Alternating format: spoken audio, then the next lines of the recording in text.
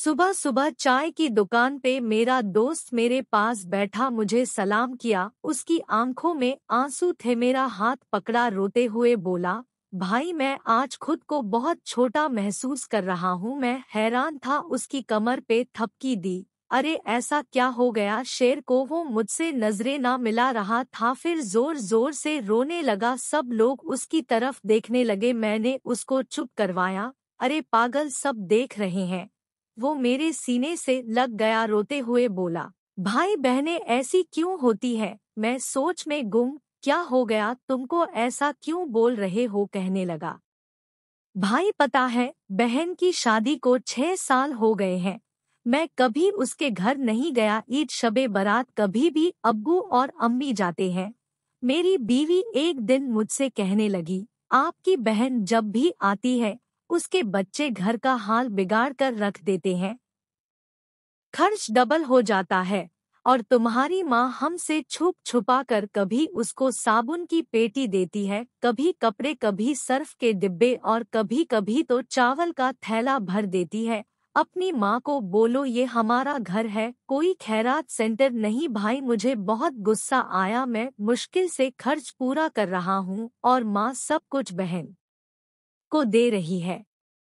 बहन एक दिन घर आई हुई थी। उसके बेटे ने टीवी का रिमोट तोड़ दिया। मैं माँ से गुस्से में कह रहा था, माँ बहन को बोलो यहाँ ईद पे आया करे बस। और ये जो आप साबुन, सर्फ और चावल का थैला भरकर देती है ना, उसको बंद करे। सब माँ चुप रही।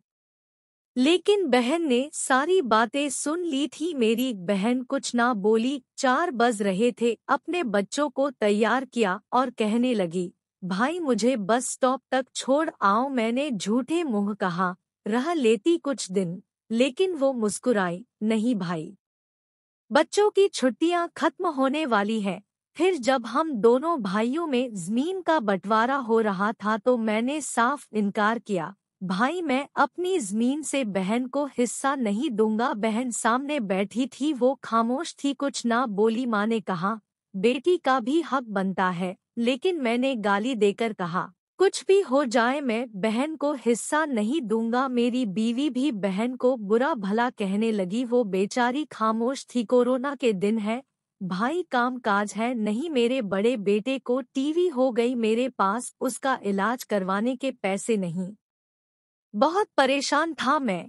कर्ज भी ले लिया था, 1 लाख 2 लाख। भूख सर पे थी। मैं बहुत परेशान था। कमरे में अकेला बैठा था, शायद रो रहा था हालात पर कि इतने में बहन घर आ गई। मैं गुस्से से बोला, अब ये आ गई है मनहूस बीवी मेरे पास आई। मैंने कहा, कोई जरूरत नहीं गोश्त या बिरयानी पकाने की उसके लिए। फिर 1 घंटे बाद वो मेरे पास आई। भाई परेशान हो? मैं मुस्कुराया, नहीं तो। बहन ने मेरे सर पर हाथ फेरा, बड़ी बहन हूँ तुम्हारी, गोद में खेलते रहे हो, अब देखो मुझसे भी बड़े लगते हो। फिर मेरे करीब हुई, अपने पर्स से सोने के कंगन निकाले, मेरे हाथ में रखे, आहिस्ता से बोली, पागल तू यूं ही परेशान होता है? तेरा बहनोई शहर गया हुआ था, बच्चे स्कूल में थे। मैंने सोचा दौड़ते दौड़ते भाई से मिल आऊं।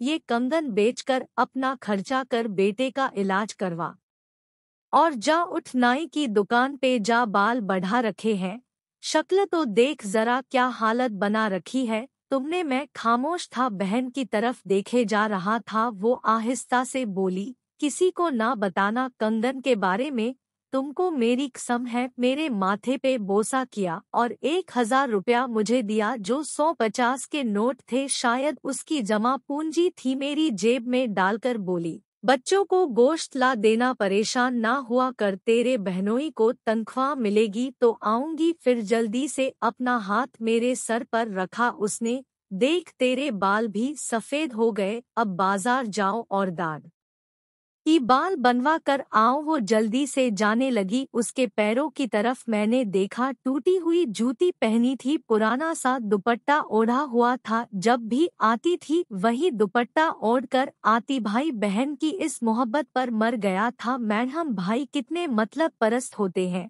बहनों को पल भर में बेगाना कर देते हैं और बहनें भाइयों का जरा सा दुख बर्दाश्त नहीं कर सकती, वो हाथ में कंगन पकड़े जोर जोर से रो रहा था। उसके साथ मेरी आंखें भी नम थी। अपने घर में खुदा जाने कितने दुख सह रही होती है। कुछ लम्हे बहनों के पास बैठकर हाल पूछ लिया करे, शायद उनके चेहरे पर कुछ लम्हों के लिए सुकून आ जाए। दोस्तों, हम आशा करते हैं कि आपको मोरल स्टोरीज पढ़कर जरूर अच्छी लगी होगी, और कृपया करके इन कहानियां को आप अपने दोस्तों और परिवार वालों के साथ शेयर जरूर करें और चैनल को सब्सक्राइब करें।